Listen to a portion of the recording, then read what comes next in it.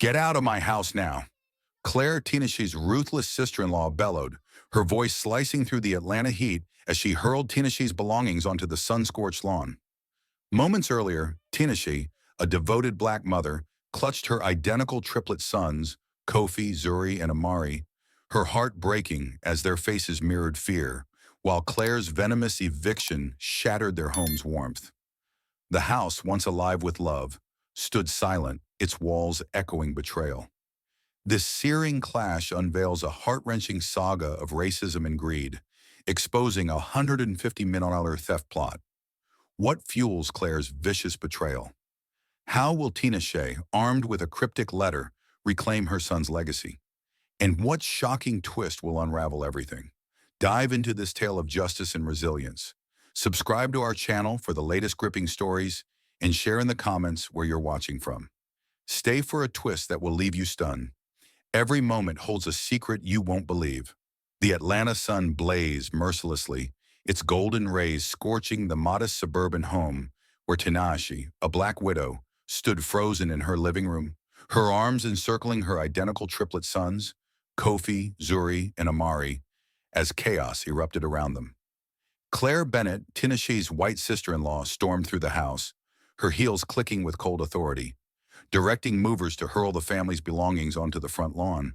Clothes, toys, and framed photos landed in the dust, each item a shard of Tinashe's shattered life, as Claire's voice cut through the air like a blade. This house is mine now, and you don't belong here. Pack up and go back where you came from, she sneered, her words dripping with racial venom. Tinashe's heart pounded, her grief for her husband James, who died weeks ago from an aneurysm, mingling with disbelief at Claire's cruelty. Kofi clutched his father's battered toolbox, Zuri held a tattered sketchbook, and Amari gripped a worn soccer ball, mementos of a father they'd never see again. The triplets' identical faces, wide-eyed and trembling, mirrored their mother's anguish. Yet Tinashe tightened her embrace, whispering, "Stay close, my loves. We'll get through this." Outside, the lawn baked under the relentless sun, a stark contrast to the warmth this home once held, and Tinashe felt the weight of her world unraveling. Claire's presence loomed like a storm cloud, her polished exterior masking a ruthless intent as she tossed a crumpled envelope at Tinashe's feet, her lips curling into a mocking smile. "Here's $300. Don't say I never gave you anything," she said, her tone icy and dismissive, implying Tinashe's family was a burden unworthy of more. Tinashe's fingers trembled as she picked up the envelope, her pride warring with the desperate need to feed her boys, and she swallowed the urge to lash out, knowing her children needed her strength. The movers, uncomfortable but obedient, carried out a rocking chair where James once read to the triplets, and Tinashe's chest tightened, memories of his laughter flooding her mind. Kofi, the boldest of the three, stepped forward, his voice quivering but defiant. "That's Dad's toolbox. You can't take it." Claire's eyes narrowed and she snatched the toolbox, tossing it toward the door, where it clattered, spilling screws across the hardwood. The sound echoed like a gunshot, and Tinashe pulled Kofi back, her voice steady despite her fear. "Let it go, baby. We'll keep what matters most." The triplets huddled closer, their identical silhouettes stark against the sunlit chaos, and Tinashe scanned the room, searching for anything to salvage from this betrayal. As the movers continued their grim task, Tinashe's gaze fell on the toolbox, now lying open near the doorway, its contents glinting in the sunlight, and she noticed a folded paper tucked beneath a wrench, its edges yellowed but unfamiliar. Kneeling amidst the chaos, her hands shaking, she retrieved the letter, her breath catching as she saw James's handwriting scrawled across it, addressing her with a tenderness that pierced her heart.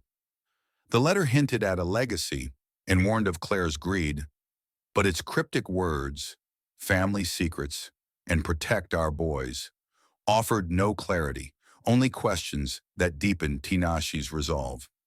She slipped the letter into her pocket, her mind racing with possibilities, and glanced at Claire, who was berating a mover for scuffing her floor, oblivious to the discovery.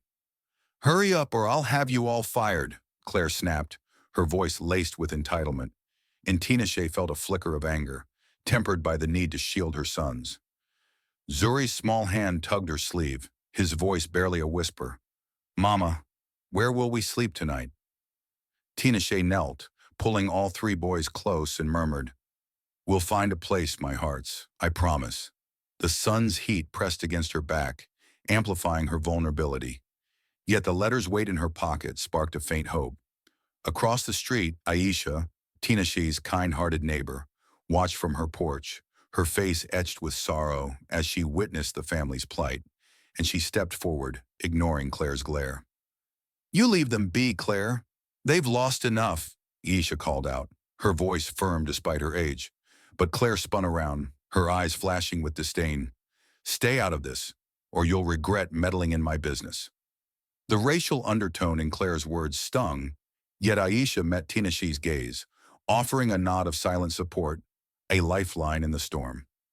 Tinashe gathered a single bag of essentials, clothes, school books, and the triplets' cherished mementos, and led her sons onto the lawn, where the sun scorched the earth, mirroring the harshness of their new reality. She paused, looking back at the house where James had proposed, where she'd brought the triplets home from the hospital, now stripped of their presence. This isn't the end, she whispered to her boys, her voice fierce with determination. We'll have a home again. For your dad, for us. The letter burned in her pocket, a secret that might change everything. And as they stepped forward, the sun cast their shadows long and unbroken, a symbol of their unyielding bond. The motel room on the outskirts of Atlanta reeked of stale cigarettes and mildew, its peeling wallpaper and flickering fluorescent light a stark contrast to the warm home Tinashe and her identical triplet sons, Kofi, Zuri, and Amari, had been forced from hours earlier, yet Tinashe clung to the $300 Claire had thrown at her, determined to make it stretch. The triplets sat on a sagging bed, their small bodies pressed together, each clutching a piece of their father, James. Kofi held the toolbox, its screws rattling softly. Zuri gripped his sketchbook, pages filled with drawings of their old life, and Amari clutched his soccer ball, scuffed from games with his dad. The room's single window framed the relentless Atlanta sun, its heat seeping through cracked panes, and Tinashe's heart ached as she unpacked their meager bag of clothes, knowing this was their only shelter. Outside, the motel's neon sign buzzed faintly, a mocking reminder of their displacement, and Tinashe caught her reflection in a chipped mirror, her eyes weary but fierce. This is temporary, my loves, she murmured to her sons, her voice steady despite the fear gnawing at her. We'll find a real home soon. Kofi looked up, his face a mirror of his brother's, and whispered, Will we ever go back to Dad's house? Tinashe knelt beside them, her hands cupping their identical faces, and said, I don't know, baby, but we'll make our place, just for us. The letter from James, hidden in her pocket, weighed heavily with unanswered questions. Yet she pushed it aside, focusing on her boys' immediate needs. Tinashe ventured into the city's underbelly to secure work, her pride bruised but unyielding, and landed 2 grueling jobs, a night shift cleaning offices and a morning stint at a greasy diner, where the manager, Mr. Hargrove, a surly man with no ties to Tinashe, eyed her with disdain. You're on the worst shifts, girl, and don't expect special treatment, he barked, his tone laced with prejudice, implying she was less capable because of her race. Tinashe bit back a retort, her mind flashing to the triplets waiting at the motel, and nodded, accepting the terms to keep food on their table. The diner's fluorescent lights buzzed like the motel's, a cruel echo of her new reality, and she scrubbed counters until her hands ached, each motion a silent vow to protect her sons. Back at the motel, Aisha, the neighbor who'd offered solace during the eviction, arrived with a bag of groceries, her warm smile a beacon in Tinashe's storm. I couldn't let those boys go hungry, Aisha said, handing over bread and canned soup, and Tinashe's eyes stung with gratitude, though she whispered, We'll pay you back somehow. Aisha waved her off, her voice firm. You're family now. We look out for each other.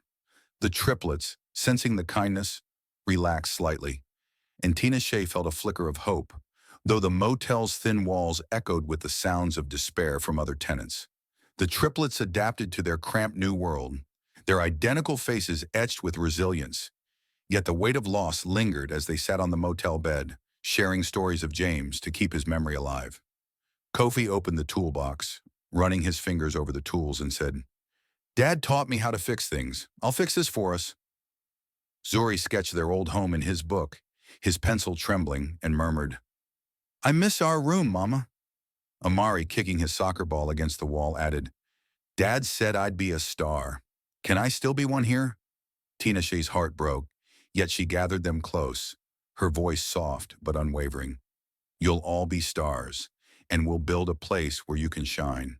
The motel's air grew stifling, the sun's heat unrelenting even as evening fell, and Tinashe tucked the boys into the single bed, their bodies curled together like a single entity. She sat at a wobbly table, counting the dwindling $300, her mind racing with calculations. Rent, food, school supplies, each number a reminder of their precarious state. The letter from James burned in her pocket, its cryptic warning about Claire's greed gnawing at her, but she set it aside, knowing survival demanded her focus now. As night settled over the motel, its flickering sign casting eerie shadows, Tinashe stood at the window, watching the city pulse beyond, and felt the weight of her promise to her sons. Aisha's kindness had bought them a few days, but the motel's harsh reality, creaking floors, distant arguments, and Mr. Hargrove's sneers pressed against her resolve. She touched the letter in her pocket, its mystery a faint spark in the darkness, and whispered to herself, "James, you left us something. I'll find it for them." The triplets slept, their identical breaths a soft rhythm, and Tinashe's gaze lingered on them, their faces a testament to their father's love. The sun's heat lingered in the room, a reminder of the day's cruelty. Yet Tinashe's determination hardened, her spirit unbroken. "This isn't our end," she vowed silently, her eyes fixed on the horizon. "We'll rise for you, for us." The motel's hum faded, and the promise of a fight for their future took root, anchoring her in the face of uncertainty. The motel room's dim light flickered, casting jagged shadows across the peeling walls where Tanash, exhausted from her night shift cleaning offices, sat at a wobbly table, her identical triplet sons, Kofi, Zur, and Amari, asleep on the sagging bed, their soft breaths a fragile rhythm in the stifling Atlanta air. The $300 from Claire was nearly gone, spent on motel rent and meager groceries, and Tinashe's fingers traced the edges of James's letter, its cryptic words about a legacy and Claire's greed burning in her mind, though exhaustion dulled her ability to unravel its meaning. Her diner shift loomed in hours, its manager's racial slurs still echoing. Yet a faint buzz from her battered phone jolted her, displaying an unknown number. Hesitant but curious, she answered, and a crisp voice introduced Maya Okoye, a lawyer with no prior connection to Tinashe, who said, "Mrs. Carter, I have urgent news about your late husband's estate. We must meet." Tinashe's pulse quickened, her grief for James mingling with a spark of hope, and she whispered, "What kind of news?" Maya's tone was measured but insistent. "It's best discussed in person. Can you come downtown tomorrow?" The motel's neon sign buzzed outside, a harsh reminder of her precarious life, and Tinashe agreed, her voice trembling. "I'll find a way." The call ended, leaving her staring at the letter, its mystery now intertwined with Maya's cryptic urgency. Morning brought no relief from the Atlanta heat, its rays seeping through the motel's cracked window as Tanash prepared to leave, entrusting Kofi, Zuri, and Amari to Aisha, the neighbor whose kindness had sustained them since the eviction, and who now watched the boys with a grandmother's warmth. "Don't you worry, they'll be safe with me," Aisha said, her eyes crinkling with reassurance, and Tanash hugged her, murmuring, "I can't thank you enough." The triplets, clutching their father's mementos, toolbox, sketchbook, soccer ball, waved from the motel door, their identical faces etched with worry, and Kofi called out, "Come back soon, Mama." Tinashe's heart ached, her promise of a better future weighing heavier. Yet she boarded a sweltering bus downtown, the letter tucked safely in her bag. The city's skyscrapers loomed, alien and intimidating, and Tinashe's thoughts drifted to James, his gentle smile and unwavering love, which had anchored their interracial family against the world's judgment. Memories flooded her. James teaching Zuri to draw, kicking a ball with Amari, fixing a shelf with Kofi, and she wondered what legacy he could have left, given their modest life. The bus rattled on, its hum a counterpoint to her racing heart, and Tinashe clutched her bag, sensing the letter held answers she wasn't ready to face. Maya's office, a sleek contrast to the motel's decay, gleamed with polished wood and glass, and Tinashe felt out of place in her worn dress, her hands gripping the letter as Maya, sharp-eyed and composed, gestured her to a chair. Your husband was entitled to a $150 million inheritance from his great-uncle, Henry Walsh, a real estate mogul who passed recently, Maya said, her voice steady but weighted, and Tinashe's breath caught, the figure so vast it seemed unreal. Maya continued, explaining that Claire had forged documents, claiming James died without a wife or children, and Tinashe's shock turned to fury, her mind flashing to Claire's cold eviction and racial venom. She erased us, Tinashe whispered, her voice breaking, and Maya nodded, adding, She's taken millions already, but we can fight this. The letter's warning about Claire's greed now made chilling sense, and Tinashe's resolve hardened, her love for her sons fueling her determination. The office's air-conditioned hum contrasted with the motel's stifling heat, yet Tinashe felt a fire ignite within, her grief for James transforming into a vow to reclaim their future. What do we do next? She asked, her voice steady despite her trembling hands, and Maya's eyes softened. We start by proving you're James's family. As Tinashe left the office, the Atlanta sun blazed overhead, its heat a reminder of the day Claire cast them out. Yet the revelation of the inheritance shifted something deep within her, a fragile hope taking root amidst her despair. A street vendor's radio blared, and Tinashe overheard a neighbor's voice. Mrs. Larson, a casual acquaintance from their old street, was gossiping to a reporter. Claire was always bragging about coming into money, never trusted her. The words struck Tinashe like a thunderbolt, confirming Claire's calculated betrayal, and she tightened her grip on her bag, the letter's weight a talisman of truth. The bus ride back to the motel stretched endlessly, the city's pulse a backdrop to her racing thoughts, and Tinashe envisioned her sons' faces, their identical eyes trusting her to make things right. She recalled James's laughter, his dreams for their boys, and whispered, I'll fight for you, James. For them. The motel's neon sign flickered as she approached, a symbol of her temporary prison, yet Tinashe's steps were firmer, her heart steeled by Maya's words and the letter's promise. The triplets waited inside, their mementos a link to their father, and Tinashe vowed silently, This is our beginning, not our end. The sun dipped low, casting long shadows, but Tinashe's resolve burned brighter, ready to face the battle ahead. The Atlanta sun beat down on the cracked pavement outside the diner where Tinashe, her hands raw from scrubbing counters, endured another shift under the watchful eye of Mr. Hargrove, whose racial slurs stung like salt in a wound. Yet she swallowed her anger, her thoughts anchored to her identical triplet sons, Kofi, Zuri, and Amari, waiting at the motel. A television in the corner blared a local news segment, and Tinashe's heart sank as Claire Bennett, her sister-in-law, appeared on screen, her polished demeanor masking venom as she said, My brother was deceived by a gold digger. She's no family. The anchor, a smug man with no ties to Tinashe, nodded, adding, Mixed marriages often raise questions of motive. His words dripping with prejudice that twisted Tinashe's grief for James into public shame. Customers whispered, their glances cutting, and Tinashe gripped her rag tighter, her resolve tested but unbroken. Back at the motel, Aisha, the neighbor who'd become their lifeline, watched the boys, her voice soothing as she said, Don't mind the lies, boys. Your mama's stronger than all that. Tinashe's shift ended, but the weight of Claire's slander clung to her, and she boarded a sweltering bus, the letter from James in her pocket a quiet reminder of the fight ahead. They can't break us, she whispered to herself, her eyes fixed on the horizon, though the city's judgment loomed large. Tinashe's search for better work crumbled under the shadow of Claire's media campaign, her applications rejected by employers who cited her controversial presence, their polite rejections laced with racial bias that made her feel invisible yet hypervisible. At a retail store interview, the manager, a stern woman unrelated to Tinashe, skimmed her resume and said, "Your situation's all over the news. We can't take the risk." Tinashe's cheeks burned, her years as a librarian erased by Claire's lies, and she walked away, her hands trembling, but her spine straight.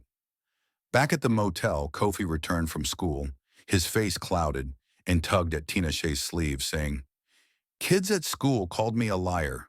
They said Dad wasn't my real dad." The words pierced Tinashe's heart, her love for her sons clashing with fury at the world's cruelty, and she knelt, pulling him close, murmuring, "Your dad loved you more than anything. Don't let anyone tell you different." Zuri and Amari, overhearing, clutched their mementos, sketchbook and soccer ball, their identical faces mirroring Kofi's pain, and Tinashe's resolve deepened, her fight now for their dignity as much as their inheritance. The motel's neon buzzed outside, a mocking echo of her struggles, yet Tinashe's spirit burned, fueled by James's memory and the letter's cryptic promise. A glimmer of hope emerged when Liam Carter, James's former colleague and a friend to Tinashe, arrived at the motel, his weathered face softening as he handed her a folder of photos and emails saying, "James was proud of you and the boys. These prove it." The documents captured James's love, snapshots of him teaching Kofi to fix a bike, reading to Zuri, cheering Amari at soccer. And Tinashe's eyes stung, her fingers tracing the images as Liam added, "Claire's lying to the world. We'll set it right." The kindness was a lifeline, yet the weight of public scorn pressed harder, and Tinashe tucked the folder beside James's letter, her heart swelling with gratitude but heavy with responsibility. At the diner, Hargrove's prejudice intensified, assigning her extra shifts with a sneer. "You need the money, don't you?" Tinashe nodded, her jaw tight, knowing each dollar was a step toward stability for her sons. The triplets, sensing her strain, drew closer at night, their identical voices whispering stories of their father, and Tinashe listened, her love for them a shield against the world's hatred. The motel's thin walls echoed with distant arguments, but Tinashe's focus remained, her fight for justice now personal and unyielding. The chapter closed with Tinashe standing at the motel window, the Atlanta sun dipping low, its golden light softer but still unforgiving, and she clutched Liam's folder, its contents a counterweight to Claire's lies. Aisha, bringing dinner, shared a story of her battles with prejudice, saying, "You're stronger than they know, Tinashe. Keep going for those boys." Tinashe nodded, her eyes on the triplets asleep, their mementos scattered around them like talismans, and she felt the letter's weight in her pocket, its warning about Claire now validated by Maya's revelation. The city's pulse thrummed beyond, a reminder of the fight ahead, and Tinashe's thoughts returned to James, his love for their family a beacon in her darkness. "We're not done yet," she whispered, her voice fierce, her resolve hardened by the racial slurs and public lies. The motel's neon flickered, casting shadows, but Tinashe's spirit stood tall, ready to face the storm, her son's future her unwavering guide. The Atlanta twilight draped the city in a bruised purple glow, its fading light seeping through the motel's grimy window where Tinashe, her body aching from scrubbing diner floors, sat on the edge of a sagging bed, her identical triplet sons, Kofi, Zuri, and Amari, huddled close, their eyes reflecting the neon sign's restless flicker. The weight of Claire Bennett's betrayal pressed heavy, her sister-in-law's theft of their $150 million inheritance, a wound that festered, yet Tinashe's fingers traced James's letter, its cryptic warning about Claire's greed now a beacon in her fight. A sharp buzz from her phone shattered the quiet, and Maya Okoye's voice, crisp and urgent, announced, "Claire bribed a county official to forge the house's title. It's worth $3 million, and we have the evidence." Tinashe's heart surged, her fury at Claire's deceit mingling with a spark of vindication, and she whispered, "What does this mean for us?" Maya's tone was resolute. "It's fraud. We can stop her, but you'll need to face her publicly." The motel's hum blended with the city's distant pulse, and Tinashe nodded, her voice steady. "I'll do whatever it takes." The letter's secrets burned brighter, aligning with Maya's revelation, yet the path to justice felt fraught with peril. A community meeting at a neighborhood church hall buzzed with tension, its wooden pews packed with curious residents and reporters, drawn by the inheritance scandal. And Tanash, her pulse racing, stood at the rear, her faded dress a quiet contrast to Claire's sleek blazer, her sister-in-law's poised facade masking a ruthless core. Claire, beside her lawyer, Mark Ellis, 40 years old, an unrelated ally with a predatory grin, painted herself as a grieving sister, saying, "My brother's estate belongs to his real family, not some schemer." Her words, laced with racial scorn, stung Tanashi's soul, and she stepped forward, her voice cutting through the crowd. "You stole our home with lies and bribes. James was my husband, and you can't erase us." Gas rippled through the room, and Claire's mask slipped, her voice venomous as she spat. "You people think you deserve everything." The raw prejudice shocked the audience, and Mark tugged her arm, muttering, "Enough, Claire." But her outburst had shattered her credibility. Aisha, seated nearby, gripped Tinashe's hand, whispering, "You spoke truth, child. They see her now." The church's dim lights cast long shadows, and Tinashe felt a tide shift, her courage turning whispers into allies, though Claire's glare promised retribution. The sting of Claire's malice deepened as Tinashe returned to the motel, her heart heavy with the news from Maya that Claire had hired a private investigator to unearth her past, leaking details of her struggles as a single mother to a tabloid, its headline blaring, "Inheritance Chasers' Sordid History." The betrayal twisted like a knife, Tinashe's sacrifices weaponized against her, and she sat beside her sleeping sons, their identical faces serene despite the chaos. The tabloid's lies echoed Claire's media smears, yet Tinashe's fingers brushed the toolbox where James's letter lay, its words a shield against public shame. Liam Carter, James's friend and her unexpected ally, called, his voice firm. "She's digging dirt because she's scared. We'll counter with James's love for you." Tinashe's throat tightened, and she murmured, "I won't let her tear us down." The motel's neon buzzed relentlessly, its glow a cruel reminder of their fragility. And Tinashe's thoughts churned, her anger at Claire's invasion tempered by her vow to protect her boys. The Atlanta night pressed close, its heat lingering, yet Tinashe's resolve grew, her fight now a battle for dignity as much as justice. Amari stirred in the dim light, his small voice trembling as he asked, "Mama, why does Aunt Claire hate us so much?"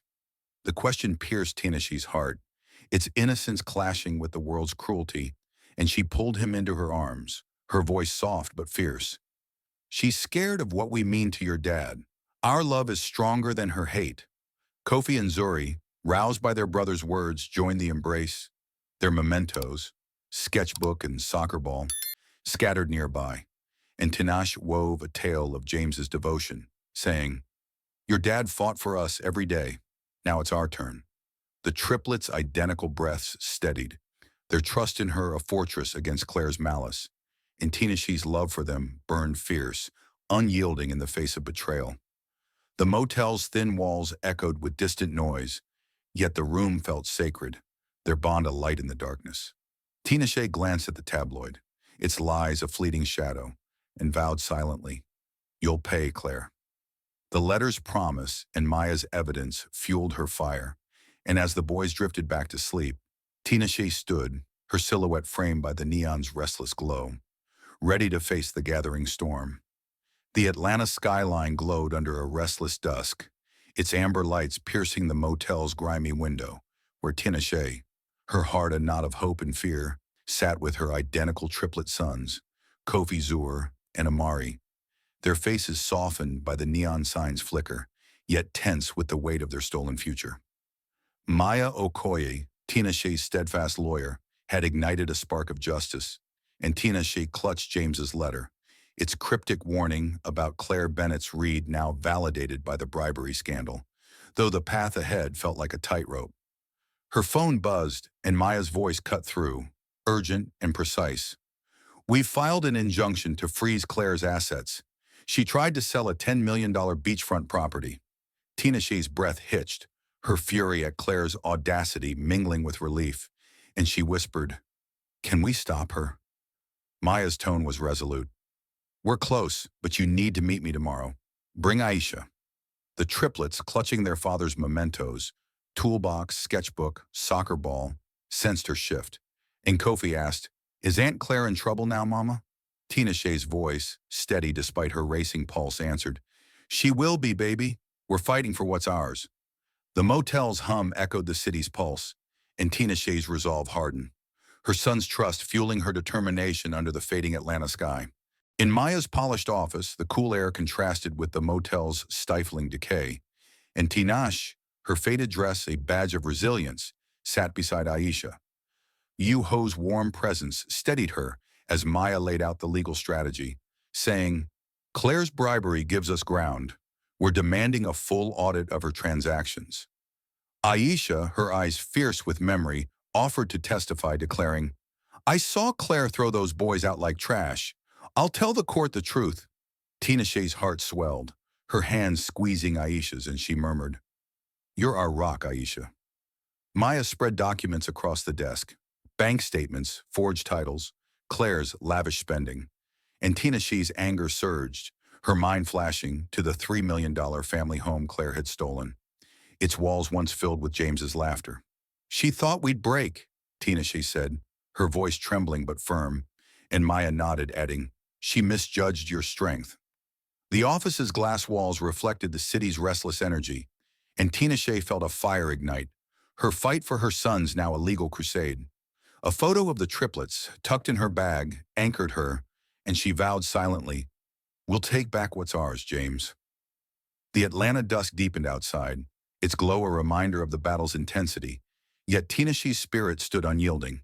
Public support swelled as Tina Shay, bolstered by Maya's progress, faced a television camera, her heart pounding under the studio's harsh lights, and answered a probing anchor's question, "Why fight for this inheritance?"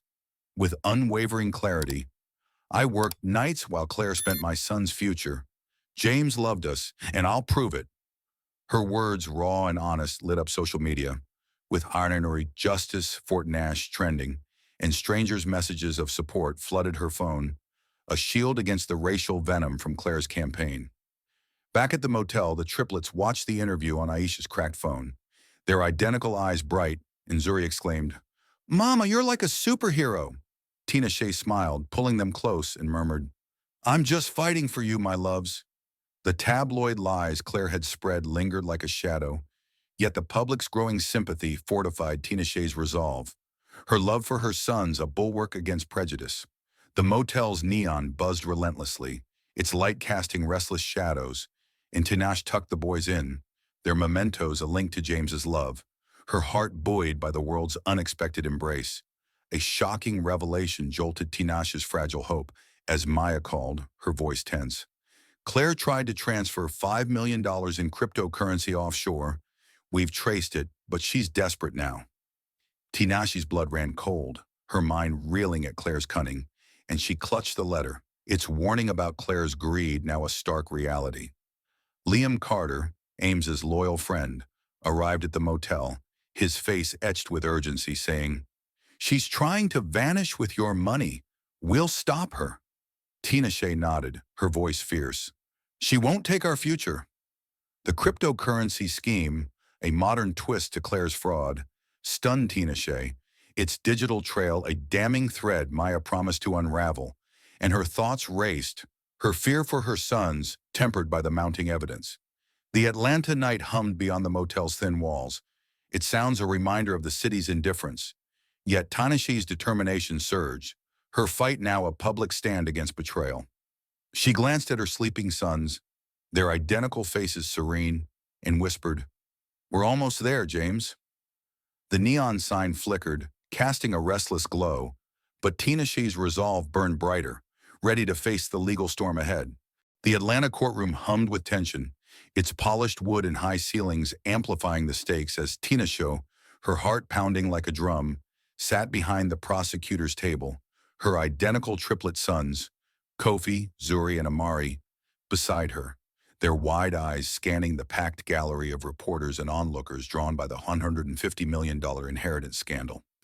Maya Okoye, Tina Shee's unyielding lawyer, stood poised, her briefcase brimming with evidence, and Tinashe clutched James's letter, its warning about Claire Bennett's read now a blazing truth as the trial against her sister-in-law began. The judge, a stern figure unrelated to Tinashe, called for order, and Maya opened with a searing statement. Claire stole a family's future, forging documents and bribing officials to erase a widow and her sons. The words struck Tinashe like lightning, her grief for James mingling with fury, and she glanced at her boys, their identical faces a mirror of hope and fear. Kofi whispered, "Will she go to jail, Mama?" And Tinashe squeezed his hand, murmuring, "We're here for justice, baby." The courtroom's fluorescent lights buzzed, casting stark shadows, and Tinashe's resolve hardened. Her fight for her son's legacy now a public reckoning against Claire's betrayal.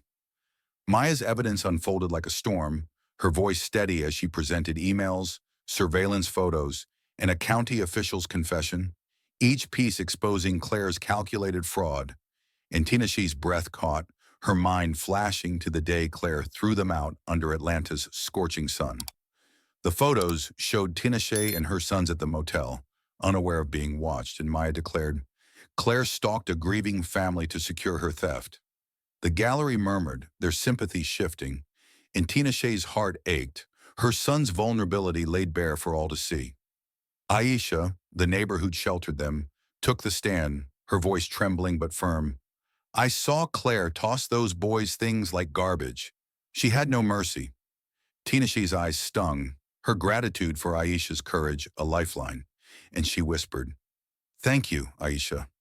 Claire, seated across the room in a navy suit, her face pale, avoided Tinashe's gaze, her composure fraying as Maya displayed bank records of her lavish spending, $3 million on the family home, $5 million in offshore accounts.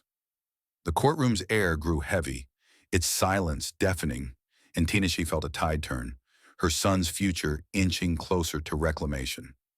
Liam Carter James's loyal friend took the stand, his weathered face etched with resolve, and played a video of James teaching Kofi to fix a bike, saying, You're my son, always. I love our family. The footage, raw and heartfelt, silenced the room, and Tinashe's tears fell, her love for James flooding back as Liam added, James lived for Tinashe and those boys.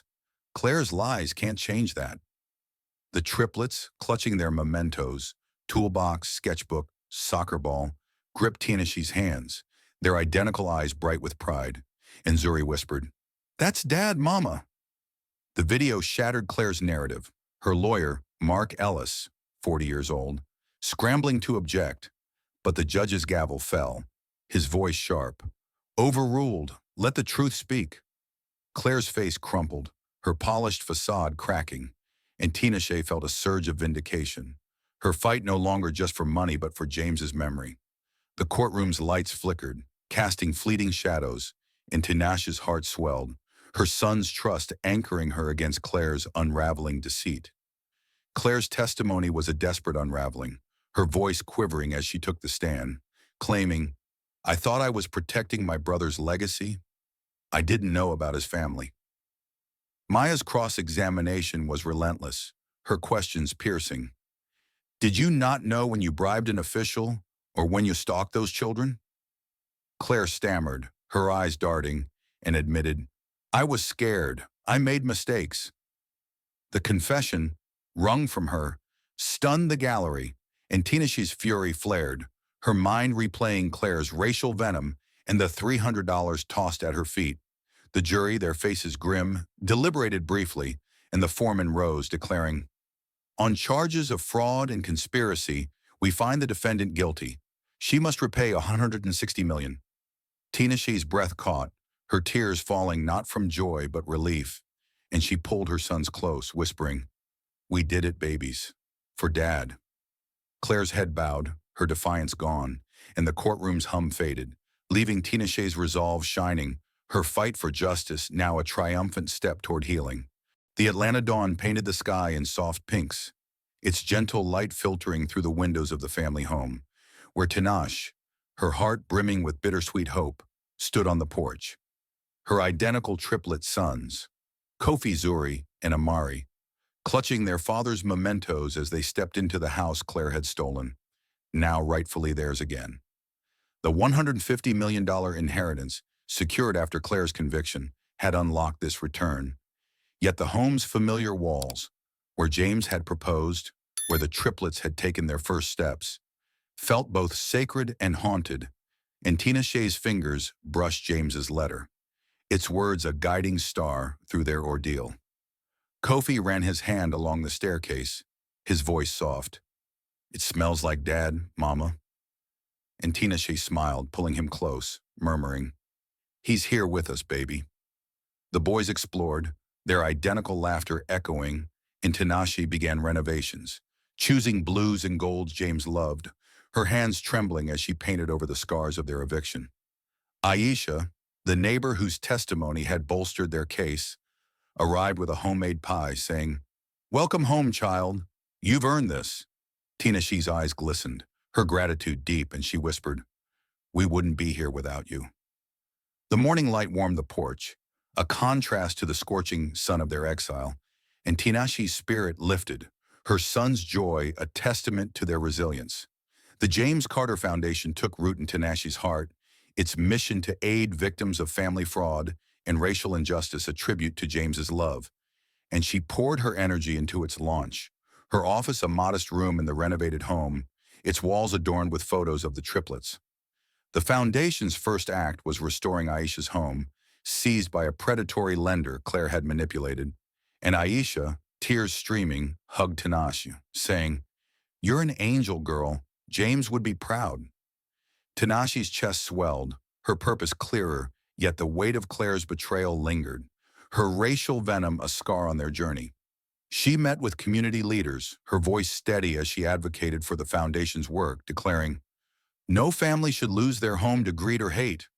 The triplets, inspired by their mother, helped pack care packages for other victims, their identical hands working in sync. And Amari said, "We're helping people like us, right, Mama?" Tina Shay nodded, her voice soft. "Exactly, baby, for your dad." The home's garden bloomed under her care, its flowers a symbol of renewal, and Tinashe's fight for justice transformed into a legacy of healing, though the city's whispers of prejudice still echoed faintly. Tinashe's advocacy for a new Georgia law, protecting interracial families from estate fraud, gained traction, its urgency fueled by her pain, and she stood before lawmakers in a borrowed suit, her voice resonant as she said, "My sons lost their home because of lies and hate. This law will shield others." The legislators, moved by her story, promised action, and Tina Shee's heart soared, her grief for James channeled into change, though the weight of public scrutiny tested her. A local reporter, skeptical of her motives, asked, "Is this for fame or justice?" And Tina Shay's gaze was unwavering, answering, "It's for my boys and every family like ours." The triplets watched her speech on a library computer, their identical eyes bright with pride, and Zuri whispered, "Mama's changing the world."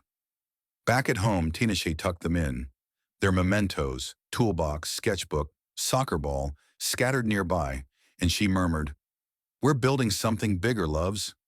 The Atlanta skyline glimmered beyond, its lights a backdrop to her rising influence, and Tina Shee's resolve deepened, her advocacy a shield against lingering racial slurs in Claire's shadow.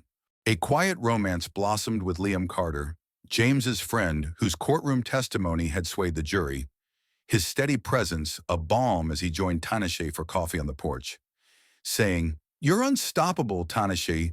James would be cheering. Her heart fluttered, her love for James enduring yet opening to something new, and she smiled, murmuring, "You've been our rock, Liam." Their bond, rooted in shared memories of James, grew gently, his hand brushing hers as they watched the triplets play in the garden, and Kofi teased, "Is Mr. Liam staying for dinner, Mama?" Tina Shay laughed, her voice light. "Maybe, baby."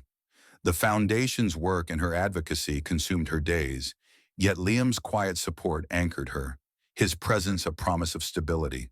The home's walls, once cold from Claire's theft, warmed with laughter, and Tina Shay's fingers traced a photo of James, whispering, "We're healing, love.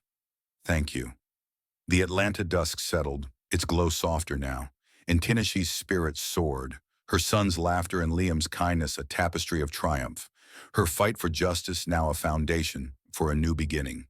The Atlanta night sparkled with a gentle glow, its stars mirrored by twinkling lights strung across the blooming garden of Tennessee's restored family home, where she stood radiant in a flowing dress, welcoming guests to the inaugural gala of the James Carter Foundation, her heart swelling with pride as her identical triplet sons, Kofi, Zuri, and Amari, darted through the crowd, their laughter a melody of healing. The foundation, born from the $150 million inheritance reclaimed from Claire Bennett, had already aided 350 families, and Tina Shea's voice rang clear as she addressed the gathered donors, saying, "We've turned pain into purpose, ensuring no family loses their home to greed or hate." Guests applauded, their faces lit by the garden's warmth, and Tina Shea's eyes found Aisha, whose restored home was the foundation's first victory, smiling through tears as she whispered, "You've done wonders, child." The triplets, clutching their father's mementos, toolbox, sketchbook, soccer ball, beamed with pride, and Kofi tugged Tina Shea's hand, saying, "Dad would love this, Mama." Tina Shea nodded, her throat tight, murmuring, "He's here, baby." The night's breeze carried the scent of blooming jasmine, a stark contrast to the scorching sun of their eviction, and Tina Shea's spirit soared, her journey from motel despair to this triumph a testament to her unyielding love. A quiet moment shifted the evening's tide as Kofi, rummaging in James's toolbox for a school project, unearthed a second letter, its paper crisp and addressed to the family. And Tina Shea's breath caught, her fingers trembling as she read James's words aloud. "My Tinashi, Kofi, Zuri, Amari, your strength is my pride. Our love will outshine any storm." The crowd fell silent, moved by the tenderness, and Tinashe's tears fell, her love for James flooding back as she said, "This is why we fight, for love, for family." Zuri and Amari pressed close, their identical faces glowing, and Zuri whispered, "Dad knew we'd win, didn't he?" Tina Shea smiled, pulling them into an embrace, murmuring, "Always, baby." The letter, a final gift from James, cemented their bond, and Tina Shea shared its message with the gala, declaring, "This foundation carries James's love forward, protecting others as he protected us." Aisha wiped her eyes, her voice soft. "That man's spirit lives in you all." The garden's lights twinkled, casting a warm glow, and Tinashi felt James's presence, her advocacy for the Georgia law, protecting interracial families. Now a legacy etched in his words, her heart full despite the scars of Claire's betrayal. News of Claire's fate cast a fleeting shadow as a television screen in the garden flickered, reporting, "Claire Bennett faces $10 million in additional fines for victims and a lifetime ban on owning property for violating probation." Tinash's pulse steadied, her fury at Claire's racial venom and fraud tempered by justice's weight, and she turned away whispering, "She can't hurt us anymore." Liam Carter, James's friend and Tinash's new love, stood beside her, his hand gentle on her shoulder as he said, "You've built something she'll never touch." Tinashi leaned into him, her heart opening to a future with Liam, and she murmured, "Thank you for believing in us." The triplets, spotting Liam, teased, "Is Mr. Liam staying forever, Mama?"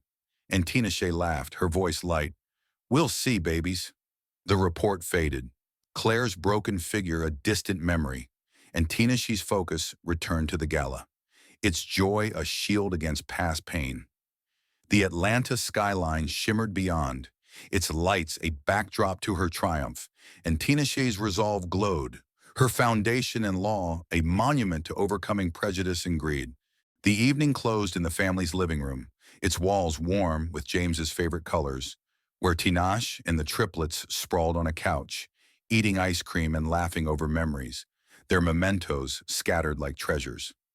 A new photo rested on the mantel, a joyful shot of Tinash, Liam, and the boys in the garden, beside one of James, their past and future intertwined, and Tinashi's heart felt whole, her son's giggles a symphony of peace. Kofi licked his spoon, saying, "Mama, are we safe now?" And Tina Shea pulled him close, her voice firm. "Forever, baby, we've got each other." Zuri and Amari nodded, their identical smiles bright, and Amari added, And Dad's watching, right? Tina Shay's eyes softened, murmuring, always love. The room's glow enveloped them, a contrast to the motel's neon despair, and Tina Shay's thoughts drifted to the Foundation's 350 families, the new law, and Liam's quiet love, her journey a tapestry of resilience. The garden's jasmine scent wafted through an open window, and Tina Shay whispered, "We did it, James." The Atlanta night stretched beyond, its stars a promise of hope, and the family's laughter rang true, their bond unbreakable, their future secure in love's enduring light. The Atlanta night sparkled with a gentle glow, its stars mirrored by twinkling lights strung across the blooming garden of Tinashe's restored family home, where she stood radiant in a flowing dress, welcoming guests to the inaugural gala of the James Carter Foundation, her heart swelling with pride as her identical triplet sons, Kofi, Zuri, and Amari, darted through the crowd, their laughter a melody of healing. The foundation, born from the $150 million inheritance reclaimed from Claire Bennett, had already aided 350 families, and Tina Shee's voice rang clear as she addressed the gathered donors, saying, "We've turned pain into purpose, ensuring no family loses their home to greed or hate." Guests applauded, their faces lit by the garden's warmth, and Tina Shee's eyes found Aisha, whose restored home was the Foundation's first victory, smiling through tears as she whispered, "You've done wonders, child." The triplets, clutching their father's mementos, toolbox, sketchbook, soccer ball, beamed with pride, and Kofi tugged Tinashe's hand, saying, "Dad would love this, Mama." Tinashe nodded, her throat tight, murmuring, "He's here, baby." The night's breeze carried the scent of blooming jasmine, a stark contrast to the scorching sun of their eviction, and Tinashe's spirit soared, her journey from motel despair to this triumph a testament to her unyielding love. The garden's soft glow enveloped the guests, their murmurs a chorus of hope, and Tina Shay felt the weight of her past, Claire's racial venom, the motel's neon hum, dissolve in the warmth of this moment, her son's joy a beacon of their shared victory. A quiet moment shifted the evening's tide as Kofi, rummaging in James's toolbox for a school project, unearthed a second letter, its paper crisp and addressed to the family, and Tina Shee's breath caught, her fingers trembling as she read James's words aloud. "My Tina Shay, Kofi, Zuri, Amari, your strength is my pride. Our love will outshine any storm." The crowd fell silent, moved by the tenderness, and Tina Shee's tears fell, her love for James flooding back as she said, "This is why we fight. For love. For family." Zuri and Amari pressed close, their identical faces glowing, and Zuri whispered, "Dad knew we'd win, didn't he?" Tinashe smiled, pulling them into an embrace, murmuring, "Always, baby." The letter, a final gift from James, cemented their bond, and Tinashe shared its message with the gala, declaring, "This foundation carries James's love forward, protecting others as he protected us." Isha wiped her eyes, her voice soft. "That man's spirit lives in you all." The garden's lights twinkled, casting a warm glow, and Tina Shay felt James's presence, her advocacy for the Georgia law, protecting interracial families, now a legacy etched in his words, her heart full despite the scars of Claire's betrayal. Guests murmured in awe, their applause rising, and Tina Shay's resolve deepened, her son's trust a fortress against the echoes of their past struggles, the letter a bridge between James's love and their future. The gala's energy pulsed as Tina Shay mingled with supporters, her voice steady as she shared stories of the foundation's impact, her eyes bright with purpose, and a state senator approached, saying, "Your law's inspiring change. We're drafting a national version."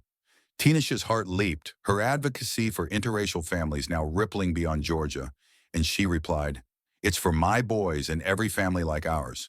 The triplets, weaving through the crowd, handed out foundation pins, their identical smiles disarming even the sternest guests. And Amari said, "Mama, we're famous now, right?" Tina Shay laughed, ruffling his hair, murmuring, "You're my stars, baby." A display showcased families the foundation had helped, single mothers, evicted renters, interracial couples, each photo a testament to Tina Shee's vision, and she paused before Aisha's image, her home's new roof gleaming, her smile radiant. A donor, moved by the stories, pledged $1 million saying, "You're rewriting futures, Tinashe." And she nodded, her voice thick. "We're just beginning." The jasmine scent wafted stronger, mingling with laughter, and Tinashe's thoughts drifted to the motel's despair, her triumph now a lighthouse for others, though Claire's shadow lingered faintly, a reminder of the cost of their victory. News of Claire's fate cast a fleeting shadow as a television screen in the garden flickered, reporting, "Claire Bennett faces $10 million in additional fines for victims and a lifetime ban on owning property for violating probation." Tinashe's pulse steadied, her fury at Claire's racial venom and fraud tempered by justice's weight, and she turned away, whispering, "She can't hurt us anymore." Liam Carter, James's friend and Tinashe's new love, stood beside her, his hand gentle on her shoulder as he said, "You've built something she'll never touch." Tinashe leaned into him, her heart opening to a future with Liam, and she murmured, "Thank you for believing in us."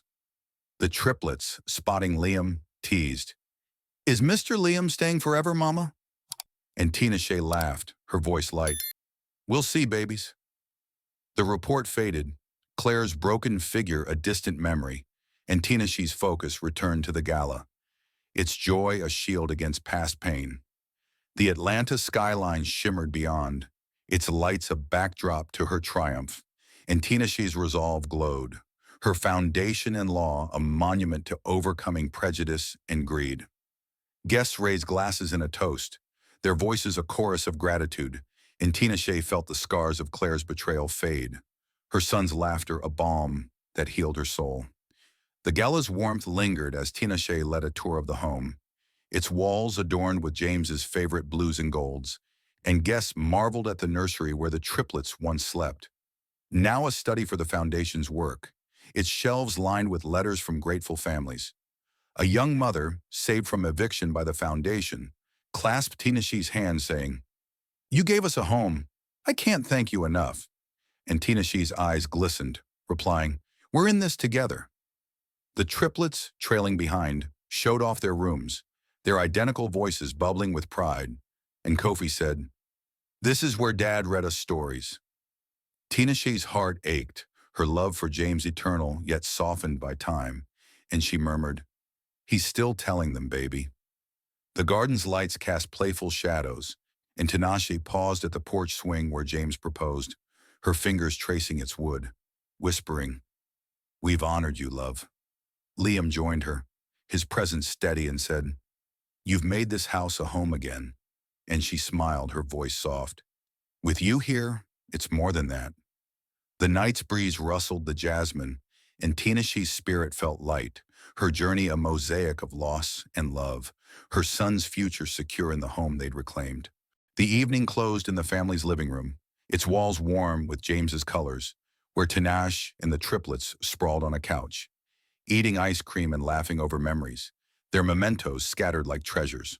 A new photo rested on the mantel, a joyful shot of Tinashe, Liam, and the boys in the garden, beside one of James, their past and future intertwined, and Tinashe's heart felt whole, her son's giggles a symphony of peace. Kofi licked his spoon, saying, "Mama, are we safe now?" And Tinashe pulled him close, her voice firm. "Forever, baby, we've got each other." Zuri and Amari nodded, their identical smiles bright, and Amari added, "And Dad's watching, right?" Tinashe's eyes softened, murmuring, "Always, love." The room's glow enveloped them, a contrast to the motel's neon despair. And Tinashe's thoughts drifted to the foundation's 350 families, the new law, and Liam's quiet love, her journey a tapestry of resilience. The garden's jasmine scent wafted through an open window, and Tinashe whispered, "We did it, James." The Atlanta night stretched beyond, its stars a promise of hope, and the family's laughter rang true, their bond unbreakable, their future secure in love's enduring light. As the triplets drifted to sleep, their identical breaths a soft rhythm, Tinashe lingered by the mantel, her fingers brushing both photos, her heart weaving James's memory with Liam's presence, and she reflected on the motel's despair, the diner's slurs, and Claire's cruelty, each trial a thread in their triumph. Liam joined her, his voice low. "You've changed lives, Tinashe. I'm so proud." And she leaned into him, murmuring, "We're just starting." A letter from a foundation family lay open, thanking her for a new home, and Tinashe's resolve deepened, her advocacy now a national beacon. The living room's warmth enveloped them, its silence sacred, and Tinashe glanced at her sons, their mementos a link to James's love, whispering, "We'll keep shining, boys."